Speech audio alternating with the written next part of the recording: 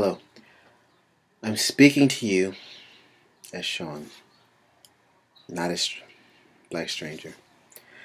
So, today I was talking to a friend of mine, Jenny, and we were talking about the student loan interest rate hike, which is, for most of you know, it's going from 3.4 doubling to 6.8. And unless Congress decides to act now and to freeze the current rates, 7 million Americans will be affected by that.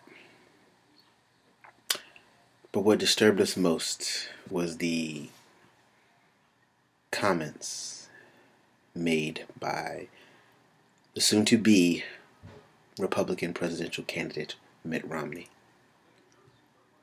Something he said in terms of basically President Obama was foolish to think every child should go to college or could go to college. And I'll admit I read a little more of the transcripts of what was said. But basically the concept or the idea that my child, that I can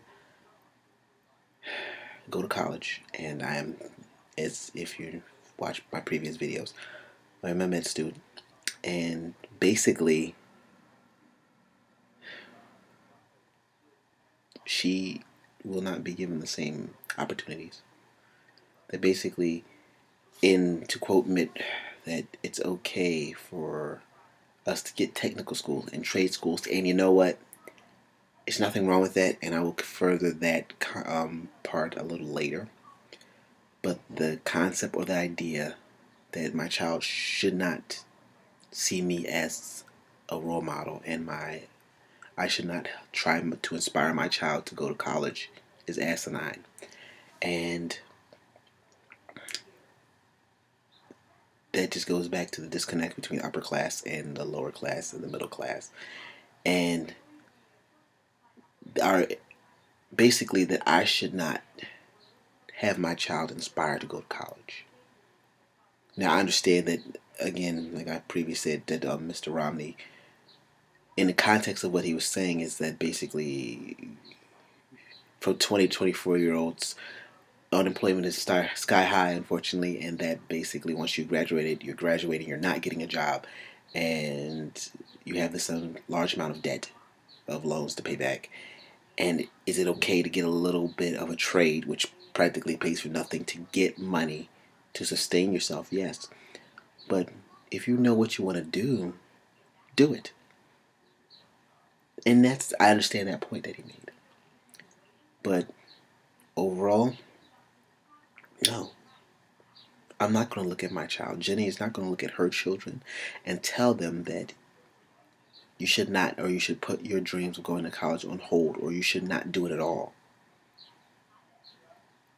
That we disagree with him.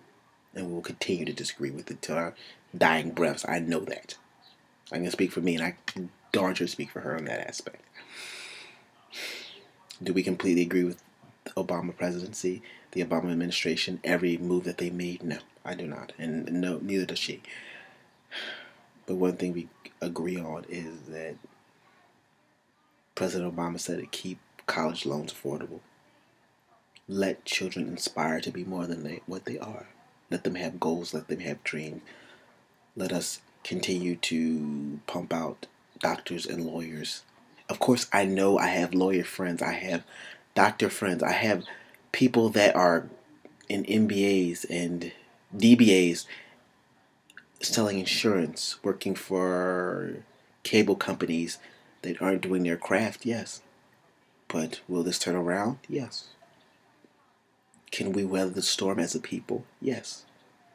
Am I to suck it up and tell my child, you know what, aim low as possible? No, because then that goes back to what the second part of this little conversation is, and it is of the divide between upper and the middle lower class, more or less the upper class utilizing the lower class to keep the middle class in check. The upper class wants to continue to get rich while they allow the lower class to continue to get poor. And they will basically give subsidized programs and aid the lower class in ways that does not allow them to achieve middle class status, but keep them lower class to basically keep the divide or keep this nation in such a status quo or leveled division. That is our issue. Is that majority of this country is middle class, and the upper class, they have no connection with us. None whatsoever. But yet, most middle class will probably vote for him for completely asinine reasons. Younger people will probably vote for Obama because they want their insurance rates low. But is the upper class trying to continue to be upper class to phase out the middle class? No. Or are they doing it to keep us in check? No. Probably. I don't know. I mean, is this all within a vacuum that in the end there's a ceiling? And have you reached your apex? Can you not go any farther? I'm going to argue that you can. I'm going to argue that fact. Also, I'm going to think that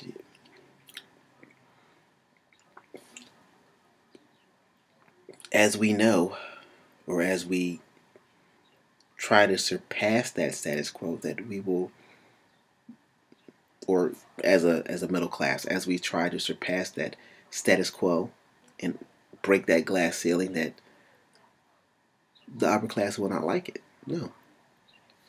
But overall, it is foolish. And it's sad that there is such a divide within this country. I mean, we talk about race division, sex division, age division. But one of the biggest hindrances is class division. And the ones with the power will always do and utilize tactics which will try to divide the middle class. Because that is what the Republican candidacy and presidency and whole camp the GOP is doing right now. All they're trying to or attempting to do is give falter to the fire to divide the middle class so that they won't vote for Obama when Obama's basic premises and most of his campaign is to help them. Take, for instance, the thing with the student loans. I don't really hope, or maybe I'm right to think that Mitt Romney wants to make college just for the elitists, just for the upper class. The middle and the lower class can't afford it. Unless they get scholarships or... It's strange to me that this is a possibility.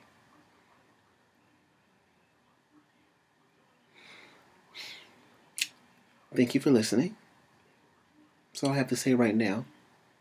This will be a series. And hopefully I can get my friend Jenny on here for her to talk.